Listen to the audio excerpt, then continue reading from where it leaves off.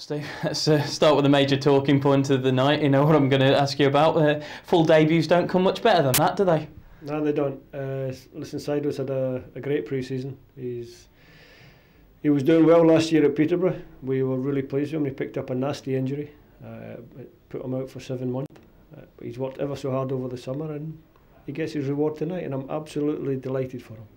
I mean, 3 great goals in very different ways. A calmly taken penalty, a really clever finish, and then one which, to be honest, you could watch it again and again. No, he showed he can score right foot, left foot. As it comes, he's clever. You know, he's a clever player. His movement was good.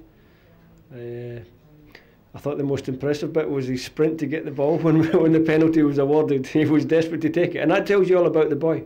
He wasn't stepping back, letting a senior player take the penalty. He wanted it. He wanted that hat trick, and that's a great hunger to have as a striker. I was going to say, because Graham Dorrans and Chris Brunt were both right around him, but neither of them for love nor money were getting that ball off him. No, they weren't getting it. And to be fair, at the time, I was sitting next to Kevin, as I always do, and I'm saying, Kevin, tonight we need the 3rd goal, and he produced, so that's good. Obviously, the Albion fans will be looking and thinking, you know, is he ready for Premier League football? Do you think he's ready for that step? No, tonight he showed that he's got to be part of the plans. He's got to be in and around the squad. Like I said, all pre-season I've been really impressed with him. We've brought him back slowly from his injury, but he doesn't want to come slowly. He wants to come quickly. He's waited a long time. So it's good that we're talking about one of the young products from the West Bromwich Albion Academy. What have you thought as Scott Sinclair slipped you through? I just wanted to get the ball on target. That's all that was going through my mind, just get it on target. Seeing the keeper come in, I just tried to get it on target and over him as well. The second one, have you scored a better one than that? I know you scored a great one for Brentford a couple of seasons back, but I mean that was a really well hit effort. Yeah, just concentrating on hitting it well, and thank God they went in the goal, and that's good.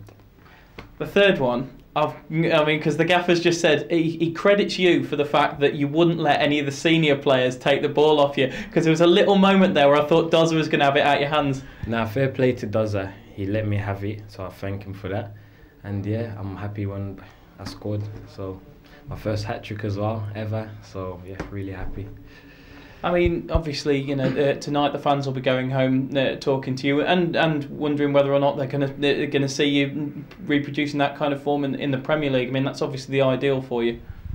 Well, I'm still learning. I'm still there's a lot of learning I gotta do. There's a lot of improvement I've got improving my game. So I just try and learn every day as it comes, and just take every game as it comes as well.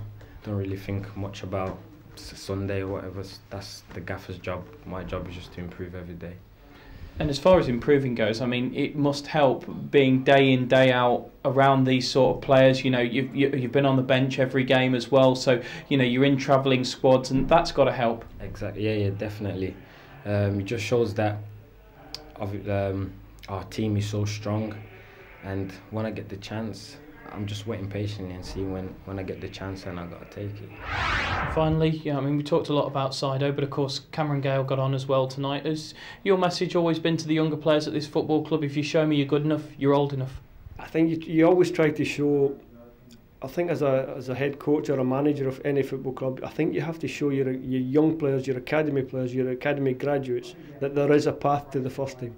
If you close that path, then the boys lose the impetus, they lose the desire to get to the first team. So it's always important if you can and when you can, and sometimes it's difficult, you know, because it's a results-driven industry, and you have to make sure that you get the balance right between showing that path and making sure that you win the matches. And tonight, I think we just about got the balance right, and it's good for it's great for people. Mark Harrison, Jimmy Shan down in the academy, that they can see, and all the other academy coaches, that they can see that if the boys are there, we'll give them a chance.